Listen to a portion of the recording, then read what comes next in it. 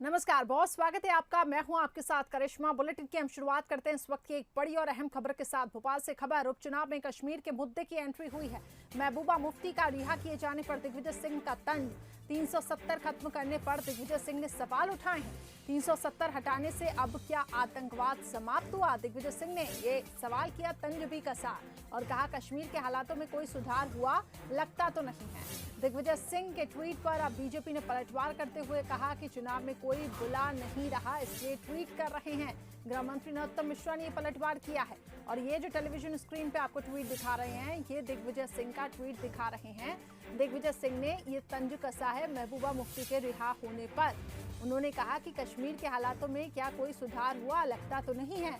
अब इसी पर ही गृह मंत्री नरोत्तम मिश्रा ने पलटवार करते हुए कहा चुनाव में कोई बुला नहीं रहा, इसलिए ट्वीट कर रहे हैं। इस तरह के बयान देना दिग्विजय सिंह की फितरत है।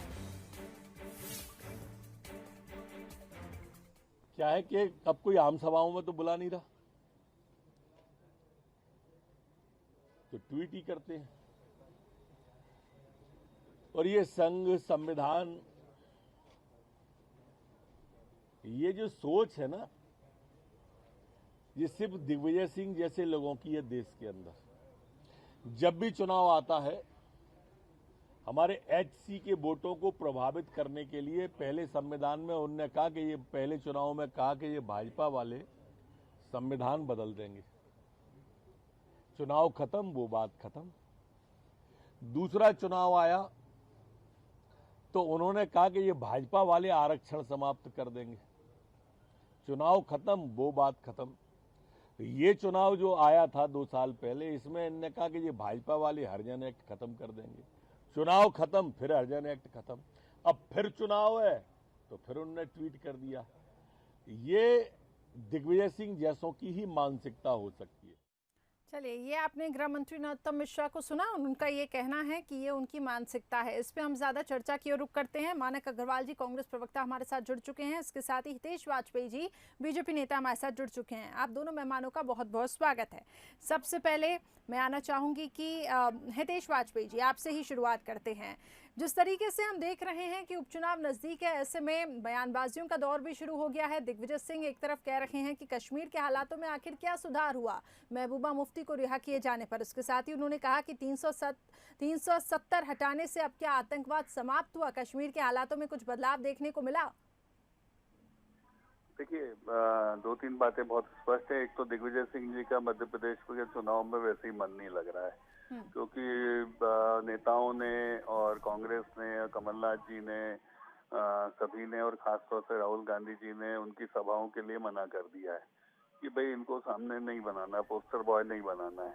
तो ना उनका कोई इस्तेमाल हो नहीं रहा है, ना ही उनकी मंचों से कहीं सभाएं हो रही हैं, आपने देखा होगा, ना कोई भाषण हो रहे हैं, ना ही पोस्टरों में वो कोई दिखाई दे रहे हैं। तो अब इसलिए उनको लग रहा है कि अब घाटी की ओर चला जाए। हार अलग दिखाई दे रही है पार्टी की, और स्थिर सरकार 3 साल आती हुई इनको दिखाई दे रही है शिवराज जी के नेतृत्व में। तो जो इनके सपने थे 15 महीने में वैसे ही चूर चूर हो गए, क्योंकि वो सरकार पर्दे के पीछे से दिग्विजय सिंह जी चला रहे थे जब कमलनाथ जी मुख्यमंत्री थे। तो क्या है कि अब उनका चूंकि सब सपने ध्वस्त हो गए, हितेश जी, लेकिन निराश हो उपचुनाव भी गया है। नजदीक है, ऐसे में इस समय ये बयानबाजी करना, क्या उससे जोड़ के हम देखें इसको? नहीं, घाटी की ओर जाने की अब तैयारी है उनकी, क्योंकि मध्य प्रदेश में रहना उनको अब घाटे का दिखने लगा है। लोकसभा अलग हार गया 3.5-4 लाख से, मतलब बहुत बुरी तरीके से हारे हैं वो। आप सोचिए 10 साल जो मुख्यमंत्री रहा वो व्यक्ति, वो राजधानी में हार जाए। मानक अग्रवाल जी, क्या पक्ष रखेंगे सर आप? देखिए, देश के हालात लगातार बिगड़ते जा रहे हैं। कश्मीर में जितनी अव्यवस्था इस समय बनी हुई है, जितना टेंशन है, मेरे ख्याल से आज तक के इतिहास में नहीं रहा होगा। लोग घरों से नहीं निकल पा रहे हैं, ना वहाँ पर शिक्षण संस्थाएं खुल पा रही हैं, ना इंटरनेट सेवाएं शुरू हो पा रही हैं। वहाँ के हालात देखिए कितने बिगड़ते चले जा रहे हैं। तो दिग्विजय सिंह जी ने इन्हीं सब चीजों को कहा है कि आतंकवाद कम होने की वजह वहाँ पर आतंकवाद बढ़ता चला जा रहा है। इस तरफ सरकार को ध्यान देना चाहिए। सर, तो ये चिंता पहले क्यों नहीं जाहिर की कांग्रेस ने? तो दिग्विजय सिंह जी हमेशा चिंता जाहिर करते रहते हैं। ये लोग घुमा फिरा के चुनाव के ऊपर आ जाते हैं, जबकि चुनाव से इसका कोई लेना देना नहीं। दिग्विजय सिंह जी ऐसी शख्सियत है कि 2018 में हमारे यहाँ मध्य प्रदेश में उनकी बदौलत सरकार बनी। उन्होंने घूम घूम कर जो समन्वय का काम किया, मिश्रा का ये कहना है कि इस तरह का बयान देना तो उनकी फितरत है। देखिए, कोई फितरत का है, लेकिन उनकी हर बात जो वो कहते हैं आगे चलकर सब सच्चाई में बदलती चली जाती हैं। आज तक उन्होंने जितनी बातें की हैं वो सब सत्य साबित हुई है। जी, यहाँ पे बीजेपी ये भी आरोप लगा रही है, बीजेपी का ये भी कहना है कि पार्टी ने साइडलाइन कर दिया है, कोई काम नहीं है, सभाओं में एंट्री नहीं दी जा रही है, तो शायद इस वजह से ये बयानबाजी का दौर चल रहा है। देखिए, उन पार्टी ने कोई साइडलाइन नहीं किया है। आज भी वो समन्वय का काम पूरे प्रदेश के अंदर कर रहे हैं, सारे लोगों को जोड़ने का काम कर रहे हैं, और वो हमेशा सुबह से लेकर रात तक कांग्रेस पार्टी की मजबूती के लिए काम करते रहते हैं, कांग्रेस हाईकमान की मजबूती के लिए काम करते रहते हैं। हितेश जी, दिग्विजय सिंह मजबूत कड़ी है कांग्रेस पार्टी के, कांग्रेस का कहना नहीं, मानक भाई उनके बहुत लॉयल हैं और हम समझते हैं उनकी दिक्कतों को, पर दिग्विजय सिंह ने कभी जोड़ने का काम किया ही नहीं। दिग्विजय सिंह ने तो हमेशा तोड़ने का काम किया है। उन्होंने तोड़ के सिंधिया जी को लगभग निकलवा ही दिया, लगभग क्या, अब तो पूरे निकल गए, हमारे नेता हो गए वो। फिर उसके बाद उमंग सिंगार ने भी कहा था, तो अभी उनके पीछे लग गए हैं कि आने वाली पीढ़ी में किस प्रकार से उनको किनारे लगा दें। फिर आपने देखा था किसी ने कमलनाथ नकुलनाथ का नारा लगा, दिग्विजय सिंह के जो बेटे हैं उनका नारा लगा दिया था जयवर्धन का, युवाओं का नेतृत्व ये करेंगे, तो चुपचाप जयवर्धन जी ने चुप कराया था, भैया खुले में मत बोल देना, नहीं तो कमलनाथ जी नाराज हो जाएंगे तो हमें निपटा देंगे। तो दिग्विजय सिंह तो अपनी आखिरी पारी खेल रहे हैं कांग्रेस को ध्वस्त करने। चलिए संक्षिप्त में रिएक्शन मानक जी, इसके बाद मुझे आगे बढ़ना है जी।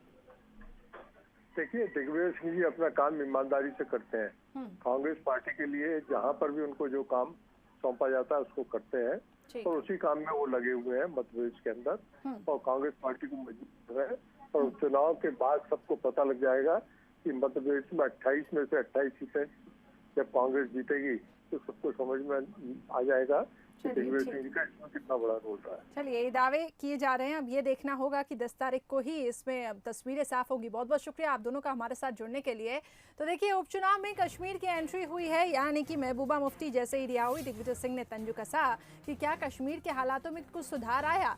हालांकि कहीं ना कहीं इसको उपचुनावों से जोड़ के भी देखा जा रहा है। बीजेपी लगातार ये कह रही है कि दिग्विजय सिंह की ये फितरत है, वो इस तरीके के बयान देते हैं, पार्टी में अभी कोई काम नहीं है, उनको साइडलाइन किया जा रहा है, आखिरी पारी है, तमाम आरोप बीजेपी यहाँ पे लगा रही है और उसको उपचुनावों से जोड़ के भी देखा जा रहा है।